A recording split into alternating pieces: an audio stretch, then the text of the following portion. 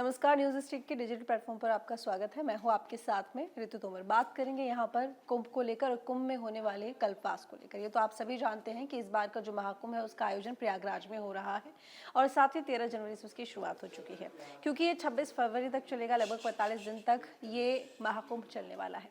लेकिन इस दौरान स्नान के साथ साथ एक और चीज़ का महत्वपूर्ण सबसे ज़्यादा होता है और वो होता है कल्पवास। ये तो आप सभी जानते होंगे कि महाकुंभ में स्नान का अत्यधिक महत्व है। 6 स्नान होते हैं, जिनमें से जो 3 स्नान होते हैं वो यहाँ पर अमृत स्नान माने जाते हैं, जिसको पहले शाही स्नान के नाम से जाना जाता था। जो अखाड़ा होते हैं वो यही शाही स्नान करते हैं, जिसको अब अमृत स्नान कहा जाता है।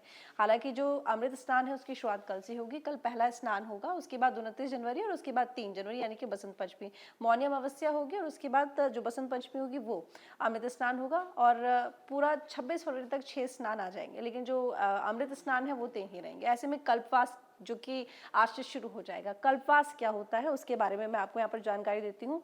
कल्पवास एक ऐसा नियम होता है जिसमें आध्यात्मिक तौर पर, इसके साथ ही अपने आप को संयमित रख के शारीरिक तौर पर आपको उपवास रखना पड़ता है।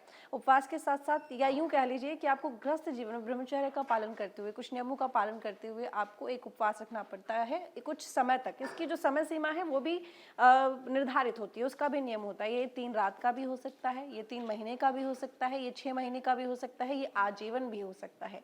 इसमें आपको ब्रह्मचर्य का पालन करना है, इसमें आपको अहिंसा का पालन करना है। चींटी भी आपके हाथ से मरनी नहीं चाहिए क्योंकि वो भी माना जाता है हत्या के तौर पर। इसके साथ ही आपको झूठ नहीं बोलना है, आपको निंदा नहीं करनी है, आपको दिन में नहाना 3 बार है। नदी किनारे रहकर ही किया जाता है तो ऐसे में नहाना भी 3 बार पड़ता है। इसके अलावा ज़मीन पर सोना पड़ता है और खाना खाने की बात आपको करें तो यहाँ पर शुद्ध शाकाहारी जो खाना है वही आपको खाना पड़ता है। दिन में 1 बार ही आप खा सकते हैं। पूरे दिन हवन यज्ञ आपको करते रहने पड़ते हैं, यानी कि जो आपकी जो दैनिक दिनचर्या हो जाती है इस वक्त वो पूरी तरह से आध्यात्मिक हो जाती है। ऐसा कहा जाता है कि अगर आप एक बार कल्पवास कर लो तो 9 साल की जो तपस्या होती है बिना खाए पिए, उसका आपको लाभ, उसका पुण्य इस कल्पवास में मिल जाता है। लेकिन इसको करना बड़ा कठिन होता है। कुछ लोग तो ऐसे भी होते हैं जो कल्पवास के साथ साथ सामाजिक कार्यों में लीन रहते हैं। इसमें संकल्पित जो क्षेत्र होता है उससे आप बाहर नहीं जा सकते, उसी क्षेत्र में रहकर आपको सामाजिक सेवा करनी होगी क्योंकि एक बड़े वृहद तौर पर आयोजित होता है। तो इसमें हर वक्त हवन चलता है, यज्ञ चलता है, भंडारा होता रहता है, लोगों की सेवा की जाती है, सामाजिक सेवा की जाती है। हर वक्त लोग इसमें तल्लीन दिखाई देते हैं। कुछ इस तरीके से ये कल्पवास किया जाता है।